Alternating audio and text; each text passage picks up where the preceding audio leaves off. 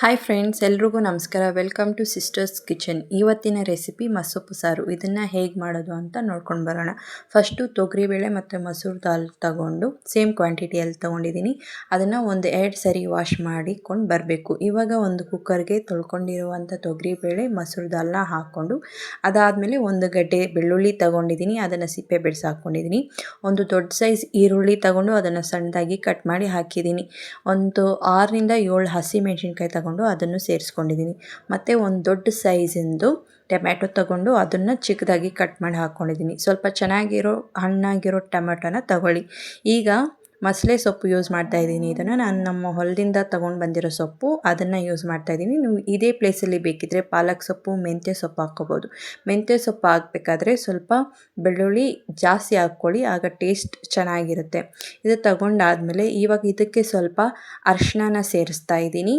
ರುಚಿಗೆ ತಕ್ಕಷ್ಟು ಉಪ್ಪು ಹಾಕ್ಕೊಳ್ತಾ ಇದ್ದೀನಿ. ಕಲ್ಲುಪ್ಪು ಯೂಸ್ ಮಾಡಿದ್ದೀನಿ ನಾನು. ನೀವು ಬೇಕಿದ್ದರೆ ಇಲ್ಲಿ ಸಣ್ಣ ಉಪ್ಪು ಕೂಡ ಯೂಸ್ ಮಾಡ್ಬೋದು. ಈಗ ಇದಕ್ಕೆ ಸ್ವಲ್ಪ ಹುಣಸೆ ಹಣ್ಣನ್ನು ಸೇರಿಸ್ಕೊಳ್ತಾ ಇದ್ದೀನಿ. ಹುಣಸೆ ಹಣ್ಣನ್ನು ನೋಡಿ ಹಾಕ್ಕೊಳ್ಳಿ, ಯಾಕಂದರೆ ನಾವು ಆಲ್ರೆಡಿ ಟೊಮೆಟೊ ಯೂಸ್ ಮಾಡಿರೋದ್ರಿಂದ ಜಾಸ್ತಿ ಹಾಕಿದ್ರೆ ಹುಳಿ ಆಗಿಬಿಡುತ್ತೆ. ಅದಕ್ಕೆ ಹುಣಸೆ ಹಣ್ಣನ್ನು ನೋಡಿ ಹಾಕ್ಕೊಳ್ಳಿ. ಇವಾಗ ಇದಕ್ಕೆ ನೀರು ಹಾಕ್ಕೋಬೇಕು. ನೀರು ಸ್ವಲ್ಪ ಜಾಸ್ತಿನೇ ಹಾಕ್ಕೊಳ್ಳಿ, ಅದು ಚೆನ್ನಾಗಿ ಬೇಯಬೇಕು. ಇಲ್ಲ ಅಂತ ಅಂದರೆ ಚೆನ್ನಾಗಿ ಬೇಯೋದಿಲ್ಲ. ಇದಾದಮೇಲೆ ಕುಕ್ಕರ್ ವಿಜಿಲ್ನ ಕೂಗಿಸ್ಕೊಳ್ತಿದ್ದೀನಿ. ಒಂದು 3 ವಿಜಿಲ್ ಕೂಗಿಸಿದ್ದೀನಿ. ಕುಕ್ಕರ್ ತಣ್ಣಕ್ಕಾದಮೇಲೆ ಕುಕ್ಕರ್ ತೆಗೆದುಬಿಟ್ಟು ನೀರನ್ನು ಬಸಿದ್ಕೋಬೇಕು. ಈ ನೀರನ್ನ ಚೆಲ್ಲಬೇಡಿ, ಹಾಗೆ ಇಡಿ. ಈ ನೀರನ್ನು ಸೊಪ್ಪು ಮಸಿದ ಮೇಲೆ ಅದಕ್ಕೆ ಸೇರಿಸ್ಕೋಬೇಕಾಗುತ್ತೆ. ಇವಾಗ ಸೊಪ್ಪನ್ನು ಚೆನ್ನಾಗಿ ಮಸ್ಕೋಬೇಕು.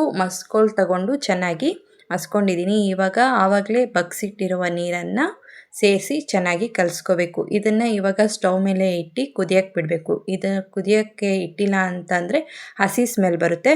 ಅದಕ್ಕೆ ಸ್ಟವ್ ಮೇಲೆ ಇಟ್ಟು ಕುದಿಸ್ಕೊಳ್ಳಿ. ಇವಾಗ ಇದಕ್ಕೆ ಒಗ್ಗರಣೆ ಕೊಡೋಣ. ಸ್ಟವ್ ಹಚ್ಬಿಟ್ಟು ಒಂದು ಒಗ್ಗರಣೆ ಸೌಟು ಅಥವಾ ಒಗ್ಗರಣೆ ಬಾಣಲಿನ ಇಟ್ಟು ಅದು ಬಿಸಿ ಆದಮೇಲೆ 1-2 ಟೇಬಲ್ ಸ್ಪೂನ್ ಎಣ್ಣೆ ಹಾಕಿ, ಎಣ್ಣೆ ಸ್ವಲ್ಪ ಬಿಸಿ ಆದಮೇಲೆ ಸ್ವಲ್ಪ ಸಾಸಿವೆ ಹಾಕಿ. ಸಾಸಿವೆ ಅದು ಚೆನ್ನಾಗಿ ಉರಿಬೇಕು. ಅದು ಚಿಟಪಟ ಅಂತ ಸೌಂಡ್ ಬರಬೇಕು. ಅಲ್ಲಿವರೆಗೂ ಹುರ್ಕೊಂಡು ಆದಮೇಲೆ ಇವಾಗ ಇದಕ್ಕೆ ಸ್ವಲ್ಪ ಕರಿಬೇವಿನ ಸೊಪ್ಪನ್ನು ಸೇರಿಸಿ. ಕರಿಬೇವಿನ ಸೊಪ್ಪು ಸ್ವಲ್ಪ ಕಲರ್ ಚೇಂಜ್ ಆಗೋವರೆಗೂ ಇರಬೇಕು. ಇವಾಗ ಇದು ಒಗ್ಗರಣೆ ರೆಡಿಯಾಗಿದೆ. ಆಲ್ರೆಡಿ ಕುದೀತಾ ಇರುವ ಸಾರಿಗೆ ಈ ಒಗ್ಗರಣೆನ ಹಾಕಿ ಮಿಕ್ಸ್ ಮಾಡ್ಕೋಬೇಕು. ಇವಾಗ ಮಸೊಪ್ಪಿನ ಸಾರು ರೆಡಿಯಾಗಿದೆ.